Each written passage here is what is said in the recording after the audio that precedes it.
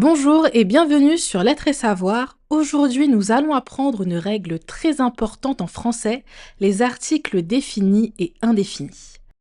Nous allons voir quand et comment les utiliser avec des exemples simples. C'est une leçon essentielle pour bien parler français. Alors, c'est parti.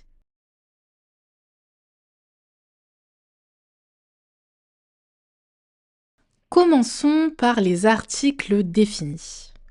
En français, il y a 4 articles définis. Le, qui correspond au masculin singulier, par exemple le livre. La, qui correspond au féminin singulier, comme la chaise.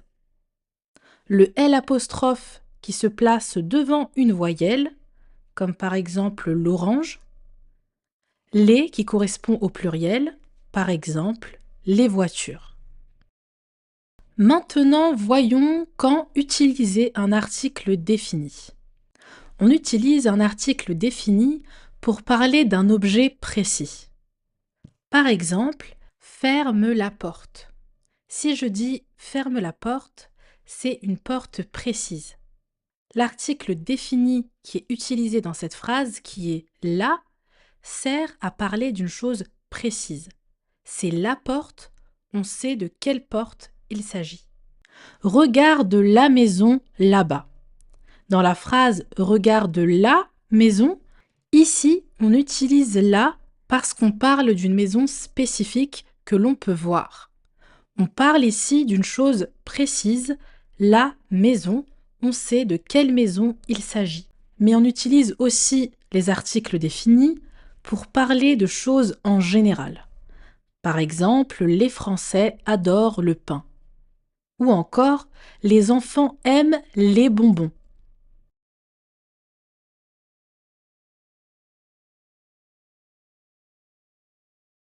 Les articles indéfinis sont au nombre de 3 en français. Un qui désigne le masculin singulier, par exemple un stylo. Une qui correspond au féminin singulier, par exemple une table. Des qui lui correspond au pluriel, des cahiers. Quand est-ce que l'on va utiliser un article indéfini? On l'utilise pour parler d'un objet non spécifique. Par exemple, j'achète un livre. Un livre ne désigne pas un livre en particulier. On ne sait pas exactement de quel livre il s'agit. C'est assez vague. Il mange une pomme. On ne sait pas non plus de quelle pomme il s'agit. Mais on utilise aussi un article indéfini pour parler d'un objet parmi d'autres. Par exemple, il y a des enfants dans le parc. Mais on ne sait pas vraiment de quel enfant il s'agit, donc ça peut être des objets parmi tant d'autres, ou bien des personnes, notamment dans le cas des enfants. Attention néanmoins aux erreurs courantes, il y a des nuances entre le défini et l'indéfini. Si par exemple tu as la phrase j'aime le café, ici on ne parle pas d'un café spécifique certes, mais ça désigne le café en général. Pour la phrase je bois un café vient accentuer cet aspect indéfini, c'est-à-dire qu'on ne sait pas vraiment de quel café il s'agit, c'est donc bien un café parmi d'autres. D'ailleurs, voici un petit exercice pour t'aider à comprendre la nuance entre le défini et l'indéfini.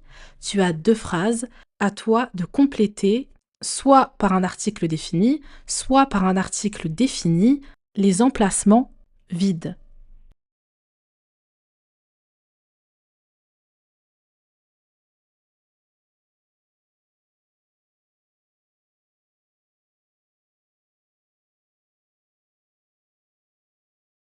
Petit élément de correction, on dit j'achète une baguette. Et pour la deuxième phrase, les éléphants sont dans le zoo. Est-ce que tu serais capable d'expliquer pourquoi est-ce que pour la première réponse c'est une et pour la deuxième c'est les? Je te laisse m'expliquer ça en commentaire. Et je te dirai si tu as juste. Petit résumé pour faciliter la compréhension de cette leçon. Ce que tu dois retenir, c'est 2 points. Le premier, c'est que les articles définis sont utilisés pour parler de choses précises ou de choses en général.